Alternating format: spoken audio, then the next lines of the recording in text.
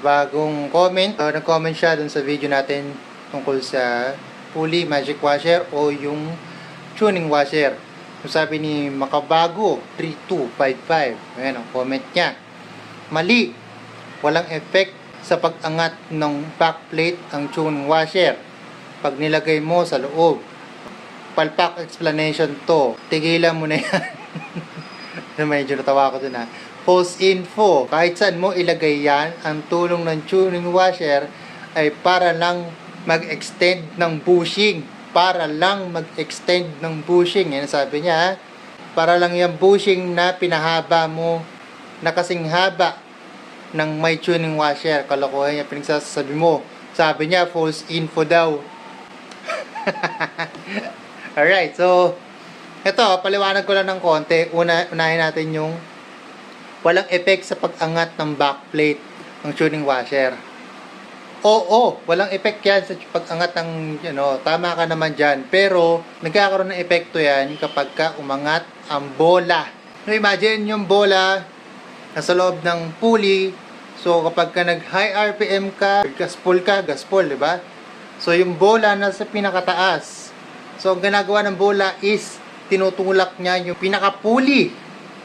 Kasi yung pinaka-pulley ang gagalaw lang talaga diyan, 'di ba? Yung pulley. So, ito yung drive phase, tapos yung pulley yung gumagalaw. And then yung backplate nasa may likuran, ito yung backplate, tapos yung pulley gumagalaw 'yan.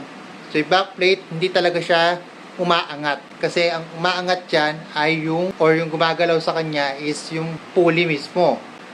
So, dito kasi, sinasabi doon sa may video na kapag ka sobrang dami ng washer na nilagay mo, sobrang tataas yung gap ng pulley tsaka ng backplate. So, may tendency na kumalas yung backplate dun sa pulley. So, kapag ka sobrang haba nga naman ng ating bushing. Literally, hindi umaangat talaga ang backplate. Pero, kapag inintindi mo kasi yung video, ang umaangat talaga is yung pulley, and then ang epekto nun kapag mahaba yung bushing o kung marami yung washer na nilalagay mo is posibleng kumalas yung backplate. Sa'yo, hindi mo siguro naintindihan yung video, hindi mo pinanood ang maayos at baka nakatutok ka lang dun sa sample, hindi dun sa analogy ng example na yun.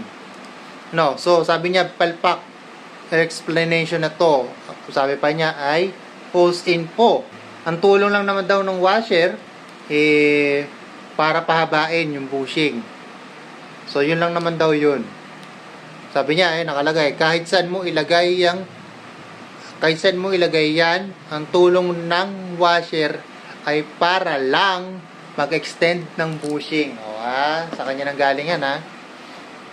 So yun nga. So sa pag-extend naman, nag-extend yung bushing dahil sa washer, pero hindi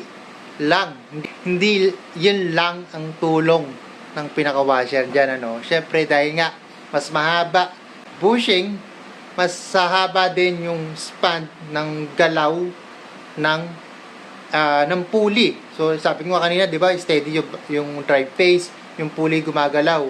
So, yung pulley yung gumagalaw. So, kung mas mahaba yun, mas mahaba din yung gagalaw ng yung pulley. Diba? So, isa yan sa tulong. Kung mas malapad o kung mas buka. Diba? Kung syempre, kung nakasarado yung top end yan, mas maganda. Kung buka, yung arangkada mo naman ang apektuhan yan. So, mas buka, syempre, mas nasa ilalim o mas nasa loob yung pinaka-belt mo. Kapag nasa ilalim, pinaka-belt mo, sa pinaka-gitna, epekto niyan, yung belt mo sa may likuran sa yung torque drive, tataas naman. Doon naman gaganda ang torque ng motor.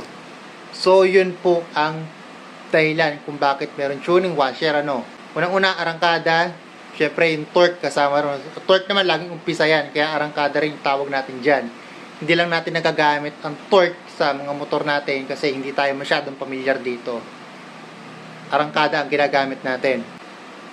Nandiyan, kaya nga tuning siya kaya nandun niya yung word na tuning, sinabi mo na rin tuning washer Kasama sa pagtotono, di ba?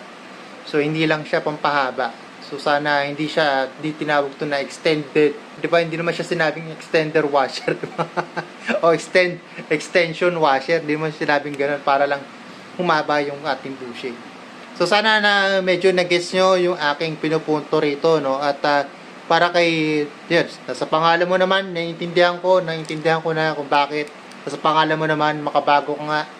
Dahil bago ka, sige, pagbigyan natin. So, sa lahat ng riders, ride safe.